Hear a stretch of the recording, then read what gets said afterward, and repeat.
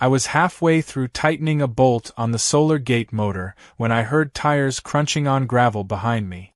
I didn't need to turn around to know who it was. Karen's SUV had a distinct sound, like a small aircraft taxiing with too much confidence and not enough maintenance. Her window rolled down before the vehicle even fully stopped, and her voice hit me in the back of the head with the precision of a thrown stapler. She demanded my gate code. Not asked. Demanded. Like it was a neighborhood donation drive and I was withholding my pledge out of spite. I pretended to focus on the bolt a moment longer, partly because it amused me and partly because dealing with her too quickly always encouraged her. She said the board had decided all residents must share access codes with the HOA for emergency preparedness. The absurdity was rich, considering I didn't live in their HOA, had never lived in their HOA, and my private road wasn't even connected to their jurisdiction. But logic had always been more of a polite suggestion to her than an actual boundary. I finally stood up and faced her, leaning casually against the gate like I had all the time in the world. She gave me the thin-lipped smile she used when she felt powerful.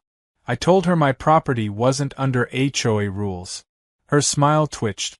Then she gave the speech she always gave, the one about community cooperation and safety protocols and shared responsibility. It was impressive how she managed to deliver all of those with zero evidence of understanding any of them. She insisted the HOA needed my gate code to keep the neighborhood safe. I pointed at the sign next to me that read, "Private property. Not a member of your HOA." She ignored it like she ignored every inconvenient fact in her life. She said she didn't feel comfortable with a gate she couldn't access. I told her that was a personal problem. Her eye twitched harder. Then, while I was still processing her next sentence, something about her authority as the acting compliance officer, she reached over her center console, pulled out her phone, and started taking pictures of my gate, my motor, my fence line. She narrated each shot like she was making a wildlife documentary, describing how my unauthorized barrier posed an egress obstruction. I asked her if she knew what egress meant. She didn't answer. Her fingers were moving like she was typing a full incident report in real time. That was when I realized she had come prepared for a fight. Not physically. Karen didn't do physical, but procedurally. She wanted a violation on me, even if she had to invent the rulebook. I told her, gently, that she could take as many pictures as she wanted because the security cameras above us had already recorded her arrival. She glanced up and froze. She hadn't expected the cameras. They were small, black, and angled perfectly. She gave a stiff smile that pulled a little too hard on her cheekbones. She tried shifting strategies, moving suddenly into a softer tone, claiming she was just trying to make sure everyone's protected. I nodded, pretending to accept the act, but I could see the real motive flickering behind her eyes. Control. She wanted the code because she couldn't stand that she didn't have it. While she talked, I unlocked the small weatherproof control box near the post. Her face lit up like I had finally given in. But instead of reading off a numerical code or entering anything, I just flipped a switch inside. The gate beeped twice. She asked if I was giving her the code now. I said, not quite. What I was doing was enabling the new two-factor system. She blinked. She didn't know what that meant, and the disappointment on her face when she realized she would have to ask was almost sad. I told her the system required biometric confirmation from the owner. She seemed offended that technology dared exist outside her comprehension. She demanded to know why I needed something so complicated. I shrugged and said I preferred not to hand out access to strangers. She corrected me by saying she was the HOA president. I corrected her that the title didn't magically make her not a stranger to my private property. She sat there, tapping her fingers on the steering wheel, trying to think of a new angle. Then she got out of the car, walked right up to the gate, and grabbed it with both hands like she intended to physically judge its compliance. I watched her with mild curiosity. She tugged it. It didn't move. She tugged again, even harder, proving both her persistence and her complete lack of upper body strength. She stepped back, breathing harder than she wanted me to notice. I pointed out that yanking on private property might not look great in the security footage. She released the gate instantly, wiping her palms on her jeans like it had contaminated her. She then demanded to know exactly what my cameras recorded. I smiled and told her they captured everything: audio, high-definition video, and motion logs. She asked why I needed all that. I said sometimes unexpected incidents occurred. Her eyes narrowed at the word incident. She stepped closer to me, too close, like she was trying to pressure me with sheer proximity. She said the board would vote on mandatory compliance for all properties in the neighborhood perimeter. I reminded her again that I wasn't in her neighborhood. She waved her hand dismissively and said the boundaries were historically interpretive. I almost laughed. She was rewriting geography now. Bold move. Then, as if deciding kindness wasn't getting her anywhere, she switched to full intimidation. She said if I didn't give her the gate code, she would have no choice but to file a complaint with the county. I asked on what grounds. She didn't have an answer ready, so she just said, safety concerns. I told her safety concerns could be reported by anyone, even me, especially if someone had been repeatedly trespassing near my gate. Her jaw tightened. She asked if I was threatening her. I told her I was simply participating in the same community cooperation she cared so much about. She crossed her arms, stared at the gate again, and said she would be back. The way she said it made it sound like a promise and a warning rolled into one. She got into her SUV, reversed too fast, corrected too late, then sped away with the grace of a shopping cart on asphalt. I stood there a moment after she left, listening to the quiet settle back around the property. Birds resumed their chatter. Wind moved through the pines. The motor hummed. And as I closed the control box, I realized two things. First, she wasn't done. Second, she had underestimated the system I had just activated. The next time she tried anything, the cameras wouldn't just capture her. They'd alert me. And they would send her a surprise she wasn't ready for. When my security system pinged the next morning, I assumed it was a raccoon testing boundaries again. Instead, the alert said, unauthorized proximity attempt, human. The still frame that auto-popped onto my phone showed Karen, standing at my gate with a clipboard, a determined squint, and the posture of someone preparing to reenact a courtroom drama on gravel. I watched the live feed. She paced, checked her watch, and kept glancing in the direction of the HOA's main road like she was waiting for backup. I wasn't planning to engage her, but curiosity has always been my fatal flaw. I stepped outside and walked down the drive, watching her straighten up the moment she spotted me, her face switching from irritation to cheerful authority with the speed of a light switch. She announced she was conducting an official perimeter audit. I told her that would make sense if I were inside her perimeter. She didn't appreciate the reminder, but she didn't leave either. She told me the HOA board was reviewing properties that impacted neighborhood harmony, and that my gate was the first case on their list. I asked how a private gate on a private road could affect people who had no right to use it. She replied that emotional impact counts too. That was a new one. I asked if she meant someone was emotionally affected by my gate existing. She nodded gravely, as though confirming an actual tragedy. Apparently, a few HOA residents were distressed that they couldn't use my road as a shortcut. I told her that distress was not a valid zoning category. She countered that communities evolve. I countered that property lines don't. She tried to maintain control of the conversation, but her frustration bubbled through her polished tone like carbonation escaping a bottle. She launched into a speech about how cooperation was a two-way street. I asked if that included her respecting boundaries. She dodged the question and said she expected my participation in the audit. I leaned against the post and told her she could observe anything visible from the public side, but she wouldn't be stepping onto my property. She made a slightly theatrical sigh to signal I was being unreasonable. Then she pointed her clipboard at the gate motor and began reading out loud from what sounded like a scripted checklist. She marked imaginary violations with dramatic flicks of her pen, as if building a portfolio of invented grievances. I quietly enjoyed the performance. She didn't realize the cameras recorded every spoken word, including the parts where she muttered that she wished she could just shut this thing off. She eventually marched back toward her SUV, but instead of leaving, she opened her trunk. I wasn't expecting what she pulled out: a bright orange measuring wheel, the kind survey crews use. She clicked it into place with the energy of someone convinced the laws of physics were optional.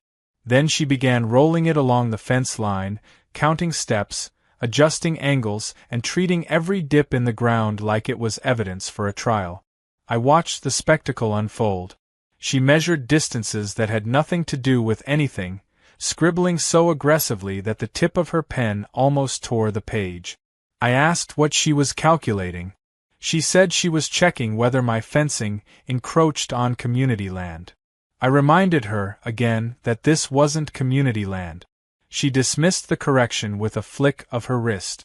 After 15 minutes of this, she reached the wooden survey stake that marked the boundary between my property and the unclaimed drainage easement behind it. She poked the stake with her shoe, then bent down to inspect it. She asked who placed it. I said the county surveyor. She asked when. I said 3 years ago. She asked whether I had documentation. I said yes. Her eyes lit up with opportunity. She asked to see it. I told her she didn't have authority to demand my paperwork. She insisted she did, citing a non-existent statute. I told her she could cite unicorns too, still didn't make them real. Her cheeks flushed. She said refusing to show documents made me look suspicious. I said showing them to someone with no legal relationship to my property made me look foolish. Her jaw worked silently for several seconds while she tried to think of a response. She finally pivoted to a new tactic, claiming the HOA had received anonymous reports that my gate was obstructing access to emergency services. I asked which emergency service had ever attempted to use my road. She changed the subject. I told her my security system automatically opens for registered emergency vehicles. She asked how it recognized them. I said their transponder IDs were authenticated in the system. She didn't understand any of it, which frustrated her more. She accused me of creating a system too complicated for ordinary residents. I asked why ordinary residents needed access to my property. She didn't answer. She flipped through her clipboard instead, pretending to find something important. I could see the insecurity tightening her posture. She wasn't used to running into obstacles she couldn't talk her way through. Then she made her mistake. She said she would enter the easement to inspect whether my fence interfered with the water runoff. She stepped toward the rocks at the edge of my property. I told her that easement or not, she couldn't enter without county authorization. She said she didn't need any. I said she absolutely did. She planted 1 foot on the rocky edge, and that's when my phone buzzed again. The system had detected boundary pressure, which triggered the audible alert. A sharp beep sounded from the gate post speaker. Karen stumbled back in surprise. She demanded to know what that was. I said it was a perimeter alert triggered by unauthorized approach. She asked if I set it off intentionally. I told her it was automatic. That shook her confidence. She stepped away from the rocks, rubbing her arms like the air had suddenly chilled. Before she could regain momentum, another vehicle turned onto the road. A county truck.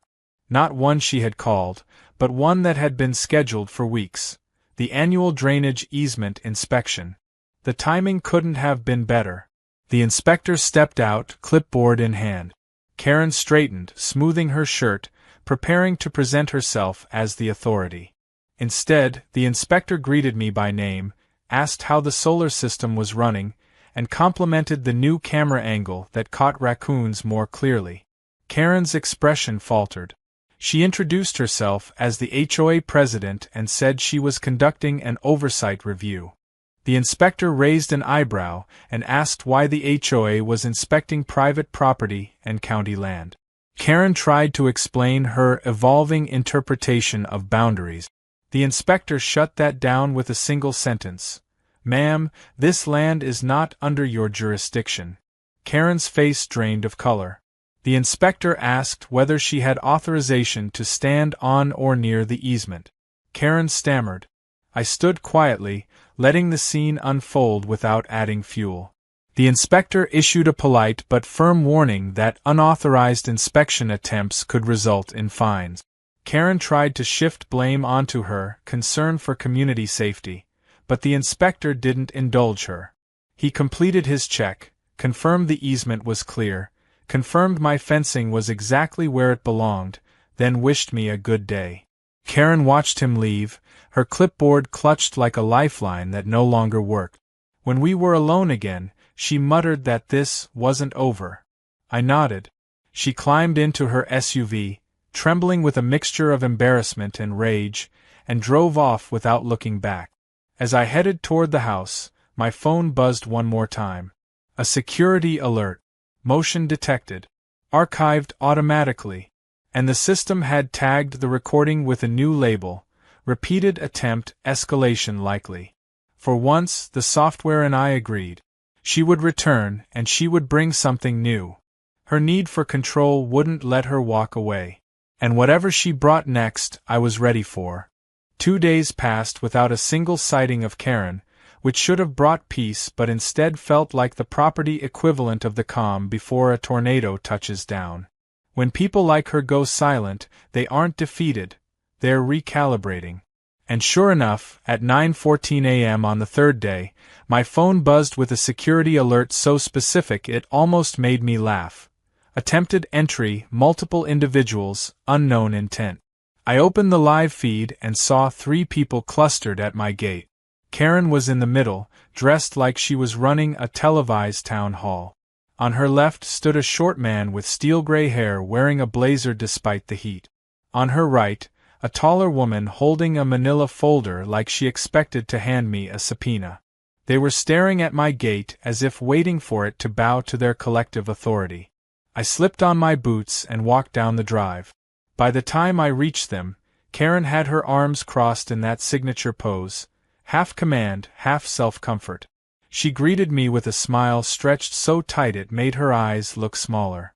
She introduced the man as Mr. Elliston, HOA Legal Liaison, and the woman as Mrs. Caro, the board's compliance specialist. I asked if either one had jurisdiction over my private property. The legal liaison cleared his throat and recited a statement about regional cooperative agreements. I asked him to produce the agreement. He said it was in progress. I told him that meant it didn't exist. He didn't appreciate the clarification. Karen stepped forward before he could respond, announcing that the HOA had voted to create a new perimeter access protocol. I asked whether their new protocol had passed through any legitimate legal channel. Karen said it didn't need to. I said protocols without legal standing are basically wish lists. The liaison looked painfully uncomfortable. The compliance specialist kept glancing between us like she wasn't sure which version of reality she was supposed to endorse. Then Karen revealed her real agenda. She said the HOA had decided my gate posed a serious obstruction to community efficiency and must be disabled until a full review was complete. The audacity of it almost impressed me. I asked her who she expected would disable it. She said the HOA maintenance crew would arrive within the hour. I asked whether they planned to trespass to get that done. She didn't blink. She said the board had authorized necessary corrective action. I told her the county law didn't recognize HOA feelings as authority. That was when she pulled out the manila folder from the compliance specialist and handed me a document. I skimmed it. The entire thing was a masterpiece of vagueness and overreach. Not one sentence contained actual enforceable authority. My favorite line was the claim that my gate demonstrated obstructive potential in hypothetical emergency rerouting scenarios. Hypothetical. They were legislating make-believe. I handed the paper back and told her it wasn't worth the ink. She insisted it was legally binding. I told her the only thing legally binding here was the no trespassing statute she was currently ignoring. The liaison looked like he wished he had called in sick. The compliance specialist quietly stepped back, as though distance might absolve her. I thought the conversation might end there, but Karen wasn't done. She stepped toward the gate keypad and pressed a few random buttons, fully expecting it to unlock out of fear. When nothing happened, she pressed harder, as if force would persuade the circuitry. I told her the keypad wouldn't respond without biometric authentication. She said that was unreasonably exclusive. I said it was private property. She said privacy was relative. I said jail time wasn't. She tried to hide her frustration by switching tactics again. She asked if I would at least demonstrate the emergency unlock function, so they could verify its reliability. I told her the system only triggered for real emergencies. She asked me to simulate one. I said no. She said I was being uncooperative. I said she was being invasive. The liaison stepped in, attempting diplomacy, but his effort collapsed when Karen interrupted him to declare that the HOA would take this matter to the highest level. I asked whether that meant the county or just a more decorative clipboard. She didn't answer. Instead, she asked the compliance specialist for the device. The woman handed her a small handheld scanner.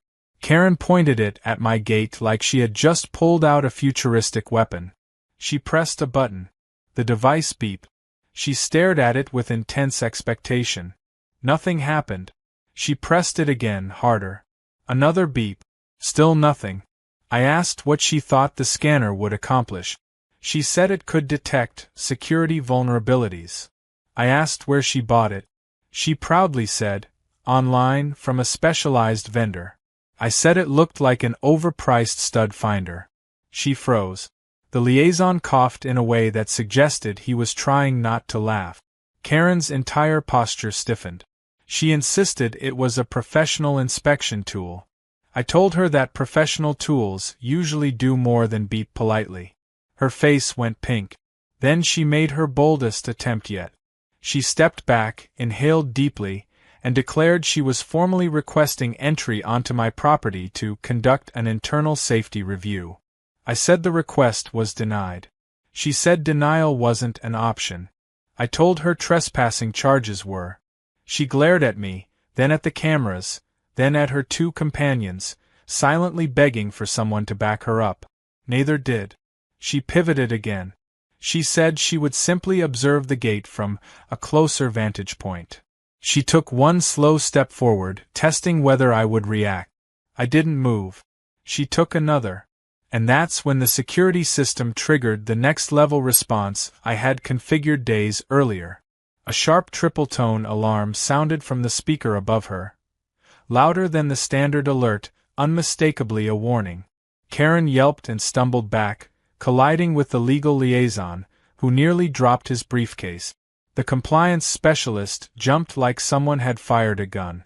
Karen demanded to know why the system was targeting her. I told her it wasn't targeting her specifically.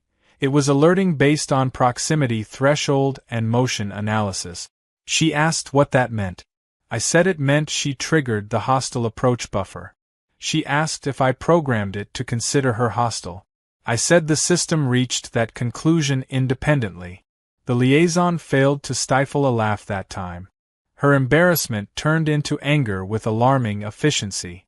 She shouted that my system was profiling her. I told her it was identifying behaviors, not personalities. She didn't see the difference. She demanded that I shut it off immediately. I told her I wouldn't disable my own security because she was uncomfortable with consequences. She opened her mouth to argue again, but the compliance specialist quietly placed a hand on her arm and whispered something. Karen jerked her arm away, but the whisper must have struck a nerve. She straightened her clothes, exhaled, and told me they would handle this through official channels. I told her I looked forward to the paperwork. She turned to leave. The liaison followed with relief written all over him. The compliance specialist trailed behind, shaking her head like she had just survived a weather event. As Karen reached her SUV, she stopped, spun around, and pointed at me with a trembling finger. She said the board would force compliance, with or without my cooperation. I didn't respond. She slammed the door, reversed too quickly, corrected too slowly, and sped down the road, leaving a swirl of dust in her wake. When the dust settled, my phone buzzed again with a security confirmation.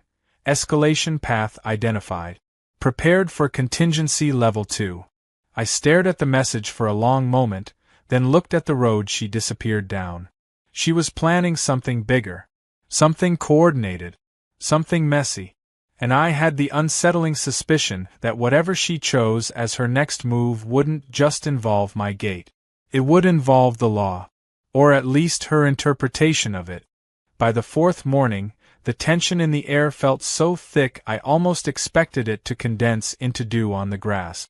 The security system had pinged twice overnight. Brief proximity flickers that suggested headlights slowing at the road before drifting off.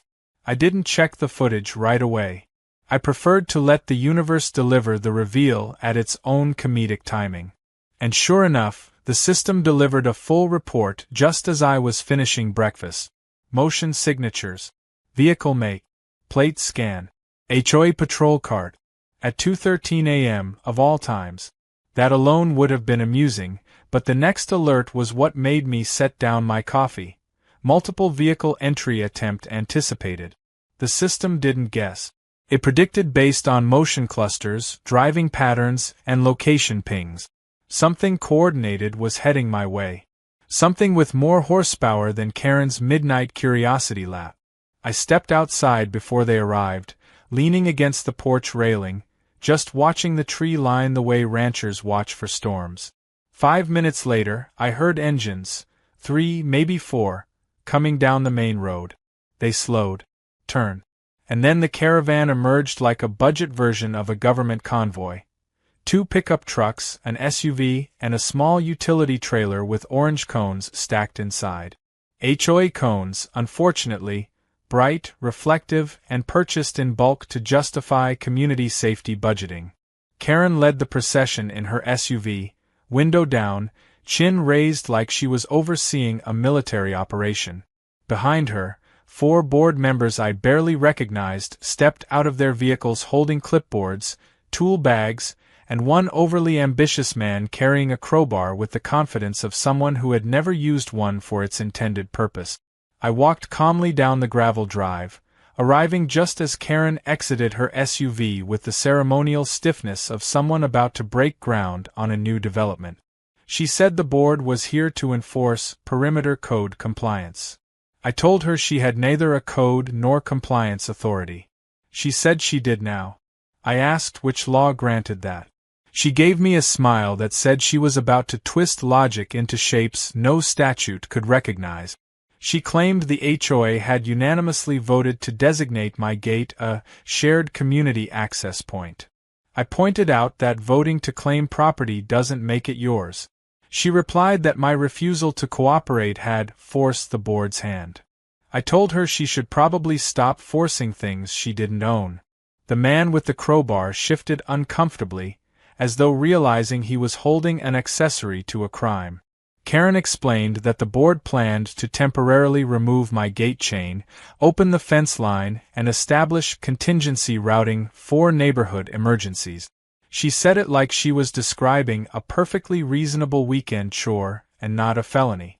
I told her if any of them stepped past the fence line, the sheriff's department would be introduced to this conversation. Karen folded her arms, trying to look fearless, but her eyes betrayed the calculation happening behind the facade.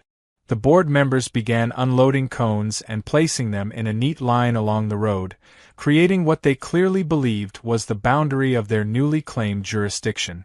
Watching them work was like watching toddlers attempt urban planning. One man paced out symmetrical distances with exaggerated strides to ensure precision.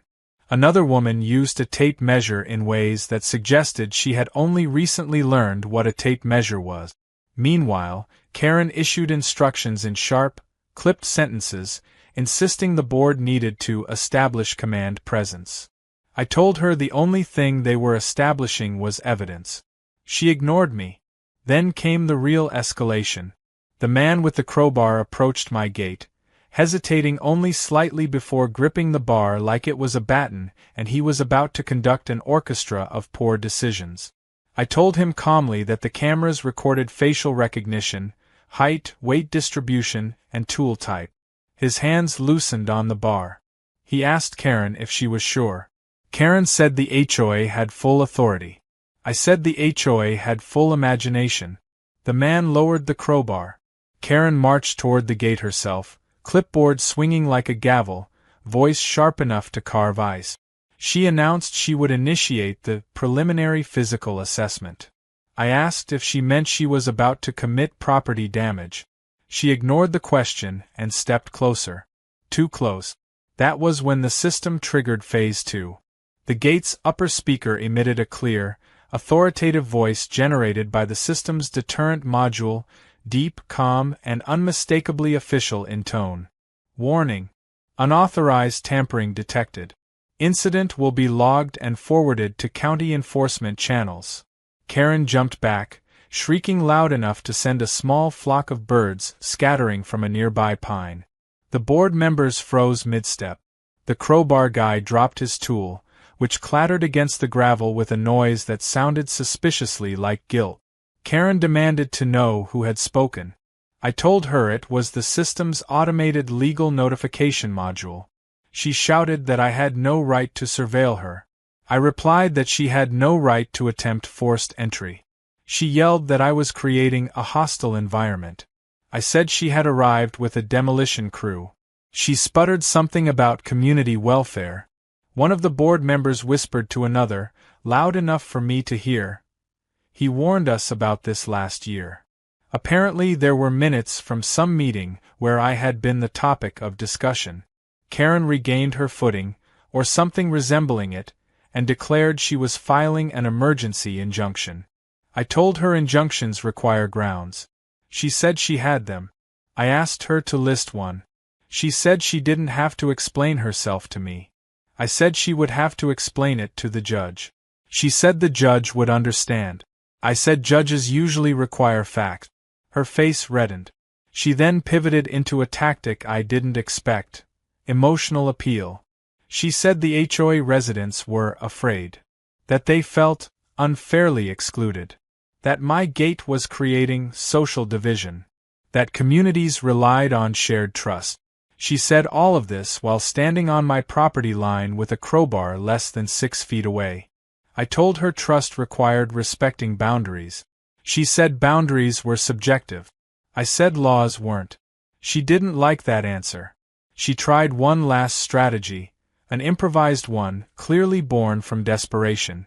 She said she would temporarily deactivate her crews until the board reconvened, but only if I agreed to participate in a neutral third-party evaluation of my property.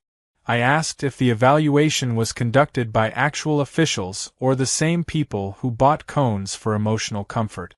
She hissed something that might have been a threat, but the board members behind her were already losing enthusiasm. Their postures slumped. Their confidence wilted. One by one, they began drifting back toward their vehicles. Karen saw the mutiny happening in real time and panicked. She shouted at them to return to formation. They didn't. The compliance specialist from earlier wasn't present this time, but I suddenly understood her quiet exhaustion on the previous visit. These weren't leaders. They were residents bullied into participation. Karen rounded on the group, raising her voice, trying to salvage authority. But the board's energy had evaporated. The crowbar man retrieved his tool, avoided eye contact, and muttered something about not getting involved in legal stuff. One woman insisted she needed to pick up her kids. Another claimed she had a pre-existing shoulder injury. Karen's frustration reached a visible breaking point. She declared, in a trembling voice, that she would return with real authority. I told her the sheriff was very real. She didn't appreciate the reminder. They loaded the cones back onto the trailer, one by one, embarrassment seeping into the gravel like spilled gasoline. When they drove away, Karen's SUV lingered a moment longer, idling, windows up, engine rattling with barely restrained fury. Then she accelerated hard, disappearing around the bend with a roar that did more for her ego than her cause. My phone beeped again. Incident concluded. Evidence archived. Threat escalation level high. I stood at the gate, watching the empty road, knowing the convoy might be gone, but the real storm was still gathering. She had one card left to play, and she was going to play it in court. The summons arrived 3 days later, folded neatly inside a bright blue envelope taped to my mailbox like a passive-aggressive gift basket. The paper inside wasn't a real legal summons. Anyone with half a brain could tell that, but it was well formatted enough that I had to give Karen credit. She'd done her research. The heading read, HOA Community Council, Emergency Arbitration Notice. The language was dramatic, bloated, and legally meaningless, but the intent was clear. She wanted to drag me into a hearing on her turf, under her control, surrounded by her board. Instead of rolling my eyes and tossing it, I decided to attend. Not because she had authority, but because people like her thrive on fantasy until reality walks in the door with a clipboard of its own. The meeting was scheduled for that afternoon in the HOA clubhouse, a beige, overly air-conditioned building that smelled like lemon cleaner and resentment. When I arrived, the parking lot was fuller than usual. Karen's SUV sat in the closest spot, angled like she believed parking etiquette was optional. A cluster of residents milled around the entrance, whispering. Some glanced at me with curiosity, others with sympathy. One man gave me a small nod, solidarity between two non-believers in HOA mythology. Inside, the scene was almost theatrical. The board members sat behind a folding table arranged like a tribunal. At the center sat Karen, flanked by the legal liaison and the compliance specialist. Papers were spread out in front of her like she was preparing to launch a civil war. A small audience of residents sat in folding chairs, murmuring among themselves. A few had notebooks, as if expecting fireworks worth documenting. Karen greeted me with a smile so tight it trembled at the edges. She thanked me for participating voluntarily. I told her I came to clarify some things. She corrected me, saying the hearing would determine necessary corrective measures. I asked her again, loudly this time, which law authorized her hearing. She said we'd address procedural questions later. I sat down. The meeting began with formality she clearly practiced in the mirror. She tapped a wooden ruler on the table like a judge's gavel and announced that the board had convened to address major security concerns related to my gate.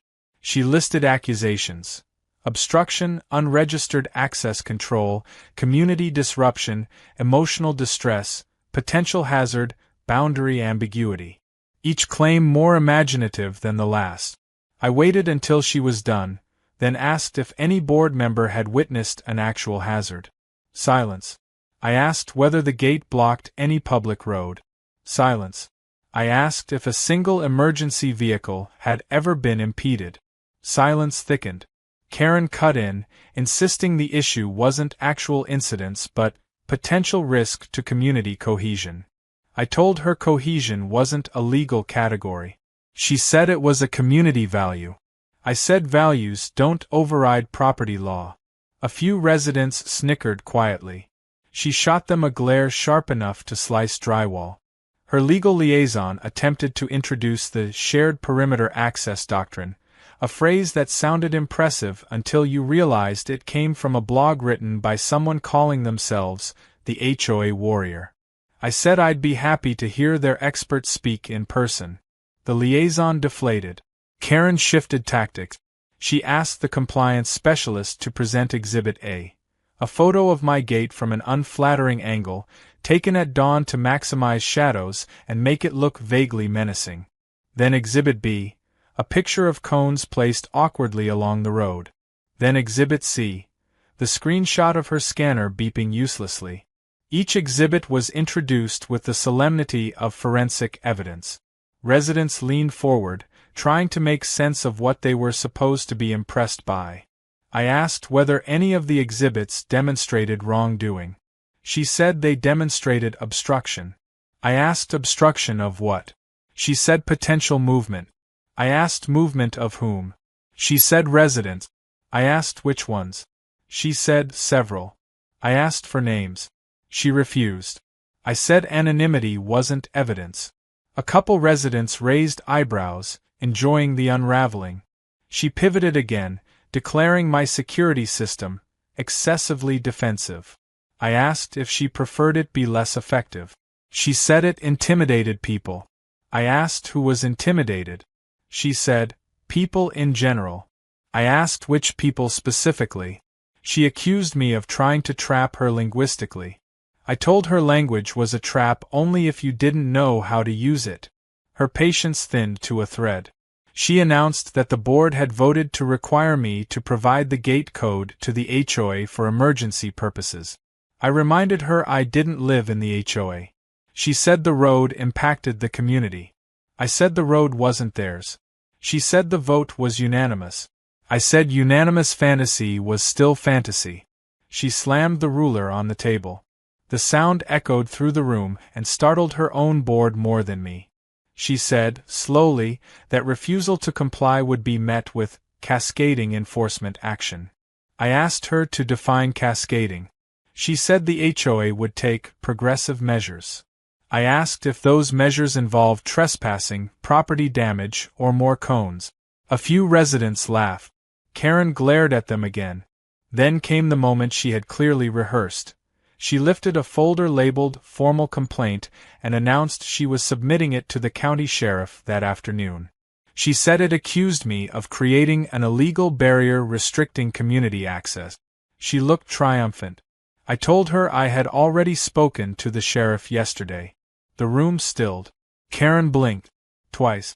I explained that after her convoy incident, I forwarded the footage to the sheriff's department in case she escalated. A deputy had called me back. He reviewed the footage.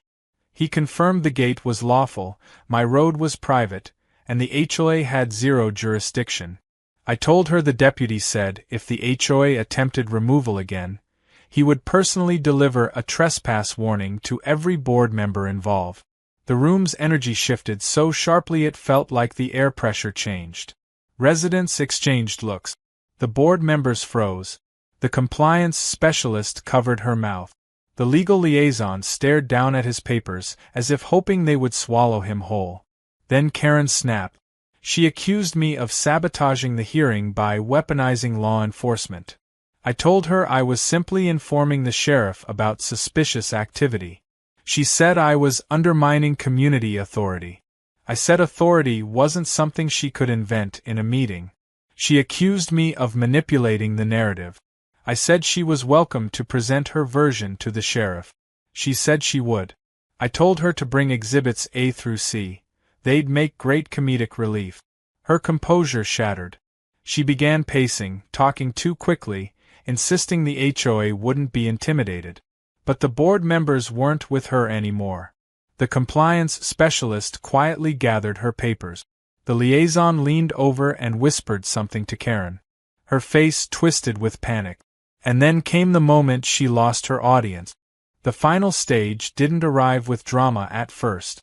It slipped in quietly like a draft under a door. 2 days passed after the meeting, each one strangely peaceful. No sightings of Karen. No HOA carts lurking near the tree line. No cones. No board members trying to sprain their moral compass in my direction. Even the security system seemed bored. Only the usual raccoon mischief and one delivery truck backing up too close to the mailbox. But quiet is never the end when someone like Karen has made you her personal Everest. Quiet is just the inhale before the scream. The scream came at 11:42 p.m. on the third night. The alarm wasn't the standard ping.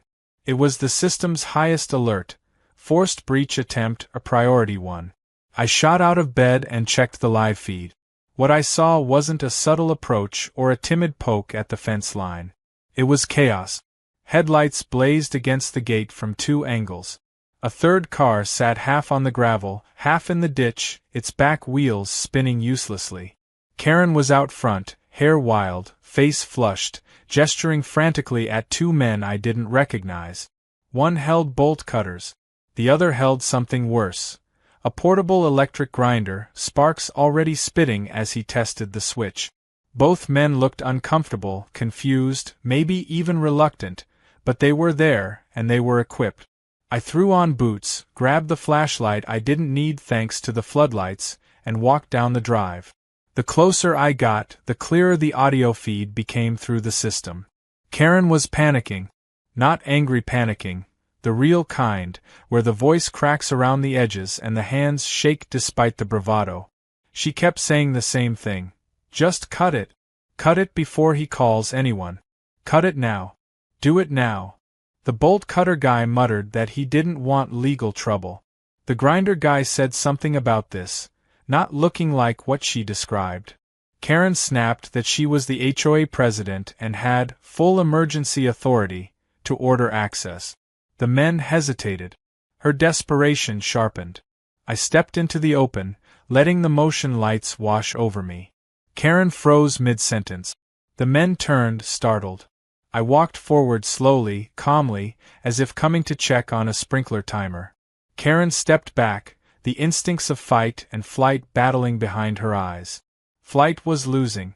She tried to summon authority, but the first attempt came out hoarse. The second attempt came out louder but cracked. She said this was an emergency intervention. I asked what emergency required power tools in the dark. She said she didn't have to explain. I told her trespassing at midnight with equipment designed for cutting metal was the kind of thing people did explain. To the sheriff. The grinder guy set his machine down instantly. The bolt cutter guy let his tools dangle at his side, palms opening in surrender. Karen flailed for new footing. She claimed the residents were in danger of being blocked out during a crisis. I pointed to the empty road behind her and asked if the crisis was imaginary or simply shy. She stepped closer, shaking, not with fear but with something far sadder, humiliation that had calcified into recklessness. She jabbed a finger toward the gate and shouted that I couldn't keep people out. I said I wasn't keeping people out, I was keeping her out. She didn't take the distinction well.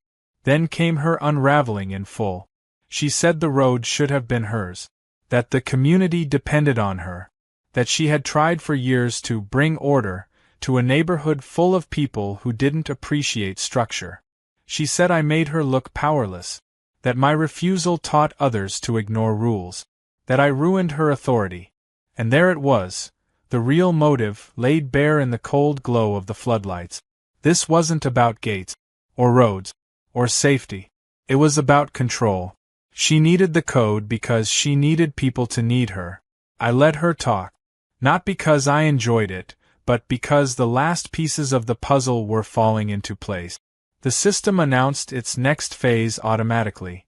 Law enforcement notification sequence initiated. A recorded warning, loud enough to rattle the trees. The grinder guy jumped. The bolt cutter guy swore. Karen screamed at the speaker, insisting I manually cancel the alert. I told her the alert wasn't manual. It was triggered by the grinder's decibel spike and the cutter's pressure signature. She demanded I shut it off. I told her no. And that was when she crossed the final line. She lunged toward the gate motor, not with a plan, not with tools, just raw, blind instinct.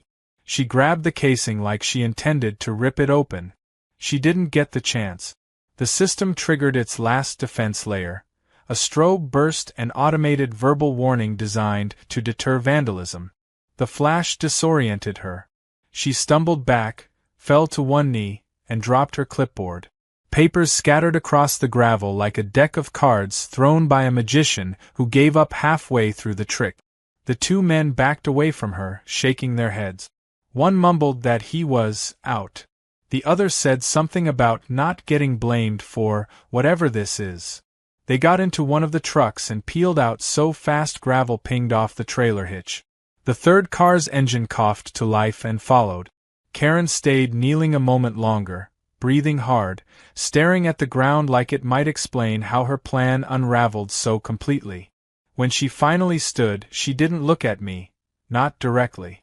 She looked at the cameras, then at the gate, then at the dark road behind her.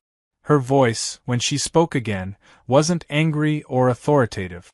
It was quiet, small, defeated in the way only someone who built their entire identity on control could be defeated. She asked what I planned to do with the footage. I said I didn't have to do anything. The sheriff would have the clips before sunrise. She nodded once, a movement so slight it barely qualified as agreement. Then she said something unexpected. I just wanted them to listen to me. For a moment, she looked almost human, exhausted, stretched thin, worn down by the weight of authority she had claimed for herself but never truly possessed. Then the mask returned, not fully but halfway, enough for her to gather a shred of pride. She insisted she wasn't afraid of consequences. I told her fear wasn't required for consequences to happen. She turned to leave, but halfway to her SUV she stopped, looking back at me with a strange expression, resentment and relief tangled together.